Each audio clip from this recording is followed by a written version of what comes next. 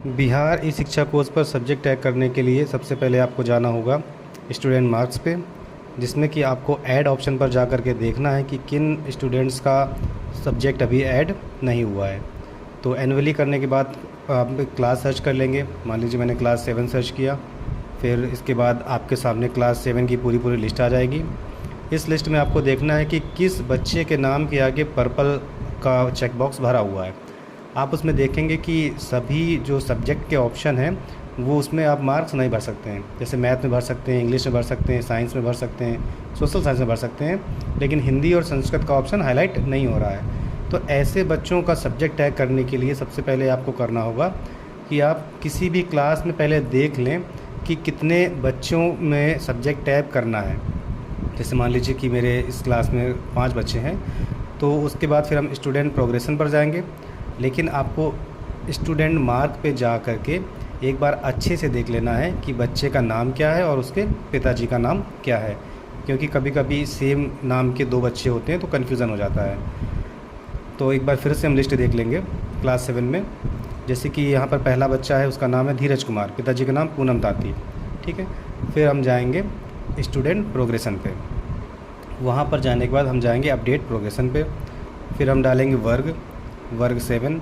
इसके बाद करेंगे सेक्शन। अगर सेक्शन हाईलाइट नहीं होता है तो वर्ग 7 फिर से उसमें डालेंगे, फिर सेक्शन ए आ जाएगा, फिर सर्च कर देंगे।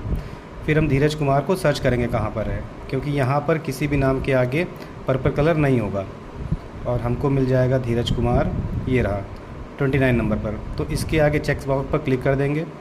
फिर यहाँ पर लिखा हुआ है प्रोग्रेशन, इसको हम कर देंगे रिपीटर। ठीक, रिपीटर करने के बाद में जितने भी बच्चे हैं सब पर हम रिपीटर कर देंगे। आप जो लिस्ट में देख लेंगे, जैसे हमने केवल धीरज का किया हुआ है, फिर सबमिट कर देंगे। सबमिट करने के बाद यहाँ से हम यस कर देंगे। यस करने के बाद हम जाएंगे स्टूडेंट इनरोलमेंट पे। ऊपर जा कर के स्टूडेंट इनरोलमेंट पे जाएंगे, फिर हम वहाँ पर डालेंगे वर्ग 7। वर्ग 7 करने के बाद हम सर्च कर देंगे। तो जिन भी बच्चों में हमने वहाँ पर अभी रिपीटर किया है उन सबका नाम यहाँ पर आ जाएगा। हमने अभी केवल एक बच्चे को किया तो एक बच्चे का नाम यहाँ पर धीरज कुमार आ गया। अब थोड़ा स्लाइड करेंगे तो एक ऑप्शन आ जाएगा विषय टैग करें।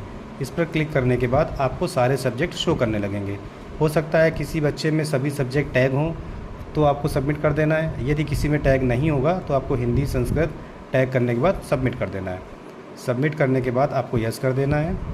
यस करने के बाद में अब आप स्टूडेंट मार्क पे दोबारा जाएंगे। वहाँ पर इस बच्चे के नाम के आगे से पर्पल कलर का जो चेक बॉक्स भरा हुआ था वो हट जाएगा और हिंदी और संस्कृत का ऑप्शन खुल जाएगा। परीक्षा का प्रकार annually class 7 section A search कर देंगे। फिर जब नीचे जाएंगे तो देखेंगे धीरज कुमार के आगे से पर्पल कलर हट चुका होगा। धीरज कुमार 18 नंबर पर आ गया, देखिए। ठीक, अब इसमें मैथ में भर सकते हैं नंबर हम, फिर इंग्लिश में भर सकते हैं, फिर साइंस में, इसके बाद सोशल साइंस में भर सकते हैं, फिर हिंदी का ऑप्शन भी आ गया और हिंदी के बाद संस्कृत का ऑप्शन भी आ गया। ठीक, इस तरीके से हम हर क्लास का विषय टैग करके उसका नंबर चढ़ा सकते हैं।